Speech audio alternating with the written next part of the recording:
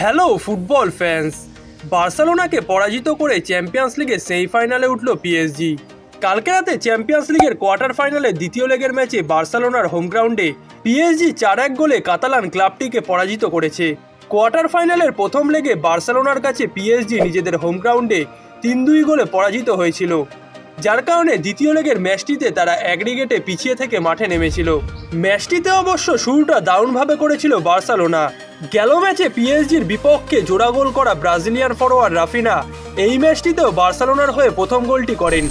ম্যাচের 12তম মিনিটে রাফিনার গোলে এগিয়ে যায় কাতালান ক্লাবটি, যার দ্বারা তারা অ্যাগ্রিগেটে 4-2 ব্যবধানে এগিয়ে যায়।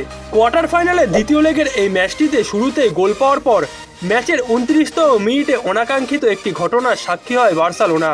তাদের সেন্টার ব্যাক রোনাল্ড আরাহুকে সরাসরি লাল কার্ড দেখে মাঠ ছাড়তে হয়, যার কারণে ম্যাচের মাত্র 29তম মিনিটেই 10 জনের দলে পরিণত হয় বার্সা। এরপর ম্যাচের 40তম মিনিটে ওসমান দেমবেলে পিএসজিকে এই ম্যাচটিতে সমতায় ফেরান এবং অ্যাগ্রিগেটের গোল সংখ্যা দাঁড়ায় 4-3। ম্যাচের দ্বিতীয়ার্ধে 54তম মিনিটে ভিতিনিয়া গোল করে পিএসজিকে এই ম্যাচটিতে লিড এনে দেন, যার দ্বারা ফরাসি ক্লাবটি অ্যাগ্রিগেটেও বার্সেলোনার সমতায় ফেরে। ম্যাচটিতে পিএসজিকে ভিতিনিয়া লিড এনে দেওয়ার মাত্র 7 মিনিট পর কিলিয়ান এমবাপ্পে ম্যাচের প্রথম গোলটি পান।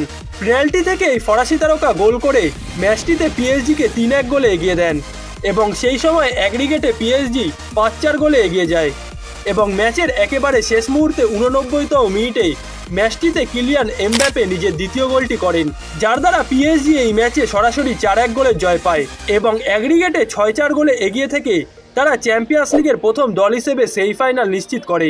বার্সেলোনা শুধু এই ম্যাচটিতেই নয়, গেল কয়েক মৌসুম ধরে বড় মঞ্চে তারা নিজেদের নাপটা হারিয়ে ফেলে। প্রথমে এগিয়ে থেকেও একের পর এক গোল কনসিড করেছে বার্সেলোনা এবং এবারও তারা প্রথম লেগে এগিয়ে থাকা সত্ত্বেও দ্বিতীয় লেগে নিজেদের ঘরের মাঠে পরাজিত হয়ে চ্যাম্পিয়ন্স লিগ থেকে বিদায় নিয়েছে। অন্যদিকে চ্যাম্পিয়ন্স লিগের দ্বিতীয় কোয়ার্টার ফাইনাল ম্যাচে বরুসিয়া ডর্টমুন্ড অ্যাটলেটিকো মাদ্রিদকে 4-2 গোলে পরাজিত করেছে, যার মাধ্যমে প্রথম লেগে পরাজিত হওয়ার পরও অ্যাগ্রিগেটে বরুসিয়া ডর্টমুন্ড এই ম্যাচটিতে জয় পাওয়ার মাধ্যমে 5-4 গোলে এগিয়ে থেকে চ্যাম্পিয়ন্স লিগের সেমিফাইনাল নিশ্চিত করেছে। নিজেদের ঘরের মাঠে বরুসিয়া ডর্টমুন্ড দ্বিতীয় লেগের এই ম্যাচটিতে ম্যাচের মাত্র 34তম মিনিটে এগিয়ে যায় এবং যার দ্বারা অ্যাগ্রিগেটে তারা 2-2 গোলের সমতায় ফেরে। এরপর ম্যাচের প্রথমার্ধের 39তম মিনিটে আরও একটি গোল পেয়ে বরুসিয়া ডর্টমুন্ড অ্যাগ্রিগেটে এগিয়ে যায়, তবে ম্যাচের দ্বিতীয়ার্ধের 49তম মিনিটে একটি ওন গোল হজম করে ডর্টমুন্ড, যার মাধ্যমে অ্যাটলেটিকো মাদ্রিদ এই ম্যাচে সমতায় ফেরে।